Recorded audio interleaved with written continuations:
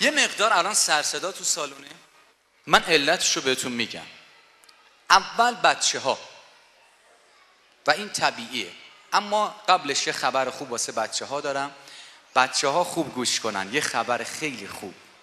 بچه هایی که امشب تو سالن ساکت باشن و آروم باشن، ساکت باشن. آفرین. این یه موضوع. اما اینکه اگر بچه سر صدا نکنه، این جای تعجبه. بچه ذاتاً شلوغی باید بکنه. مادرها 2 سال اول تربیت فرزندشون رو تمام هم و غمشون رو میذارن برای اینکه به فرزند حرف زدن و راه رفتن رو یاد بدن.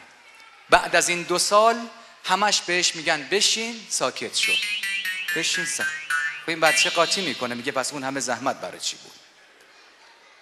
بعد از بچه ها سر صدایی که تو سالن هست مسببش خانومان. چرا؟ چون که دانشمندان علم روانشناسی میگن اصولاً خانوم ها 2 برابر آقایون حرف میزنن، برای اینکه خانوم ها هر حرفی رو باید 2 بار بزنن تا آقایون متوجه بشن. کجا بودیم؟ ببینید عزیزان، شما همتون تو خونه هاتون سوسک دارین، یه چیز طبیعیه.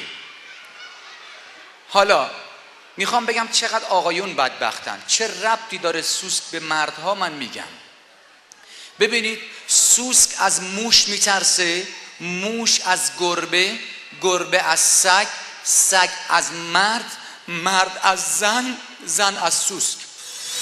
یعنی قوی‌ترین موجود از ضعیف‌ترین موجود در. چرا؟